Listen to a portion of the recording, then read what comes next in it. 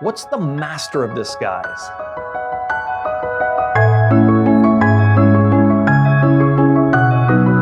Hello, Calvin Smith here, and welcome to Creation Basics, where our goal is to make God's creation part of your everyday conversation. Now, today's question, what is the master of disguise in the animal kingdom?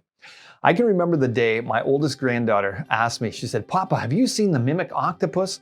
You see, I'd been mentioning a presentation I was working on featuring animals, which had incredible design features, highlighting that some of them were incredibly difficult for evolutionists to even begin to explain. And when I mentioned, squid and octopus camouflage, her question popped out. Now, my response was, well, I don't think so, which initiated this frantic scramble for a nearby phone and a quick search on YouTube.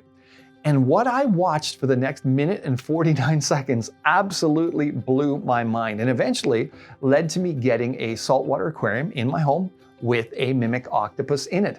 Even the average octopus species is truly incredible, capable of rapid color changes that a chameleon could only dream of. But as amazing as regular octopus are, the Mimik octopus, discovered in 1998 near Indonesia, well, it's in a class by itself.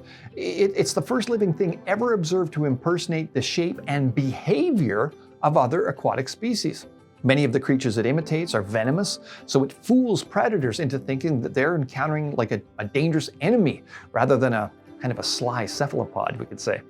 The exact number of creatures that it's able to mimic is unknown, but watching a video of one, kind of hide its body and 6 legs in a hole, change the color of its 2 exposed arms to the distinctive black and white stripes of a banded sea snake, and then waving them in opposite directions to impersonate a striped serpent. It's kind of unnerving, to say the least. Known avatars of the Mimik include things like flatfish and crabs and jellyfish and shrimp, stingrays, and lionfish. And the uncanny thing about these octopus is that they seem to be able to make intelligent decisions as to what creature that they should imitate, depending on the environment that they're in or the predators that they encounter. For example, mimics often adopt their snake-like form, color, and behavior when they encounter damselfish to frighten them away. And when traveling across a seabed with little cover, mimics will transform their tentacles to look like the poisonous barbed fins of a lionfish and imitate its pulsing, distinct movement, so to ward off predators.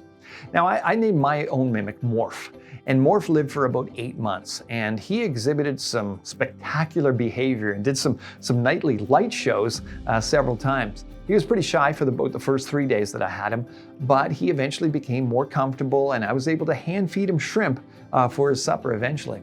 Now, he only mimicked once, as there was really nothing in the tank to react to. And it was when I first dropped him into the tank for the very first time. Morph impersonated a jellyfish, slowly pulsed down, and then switched to his regular form once he had cover. And this made sense because upon entry, he was at the top of the tank with nowhere to hide and didn't know if there were predators in that environment that could come and get him. So note that his mimicry involved imitating another creature not immediately present in his environment, the jellyfish. Which leads to the question, well, how did he know what to do? Scientists don't believe that these creatures are simply observing and copying other creatures' behavior. They're born with it, which means all of that programming is already present and passed on to each subsequent generation. But how could that have come about?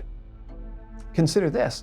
If you were to create and program a mechanism that could perform half the functions that this creature does, you would receive all of the accolades the scientific community could possibly bestow upon a human being, and probably hail you as the most brilliant scientist on the planet. You see, despite evolutionists concocting all of these stories to attempt how to explain how so many precisely coordinated and irreducibly complex mechanisms could have arisen in creatures without a designer, for those with eyes to see, the conclusion is obvious. What is the master of disguise? As far as we know right now, the Mimik Octopus. But the more important question is, where did they come from? But ask the beasts, and they will teach you, the birds of the heavens, and they will tell you, or the bushes of the earth, and they will teach you, and the fish of the sea will declare to you. Who among all these does not know that the hand of the Lord has done this?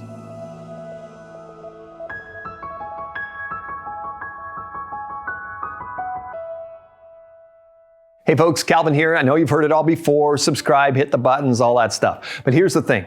Think of it as if you're donating to our Answers in Genesis Canada advertising campaign without having to spend a dime. With the algorithms set up the way they are, it's kind of like getting media platforms that are often quite unfriendly to Christian content to promote gospel outreach for free. Wise as serpents, gentle as doves.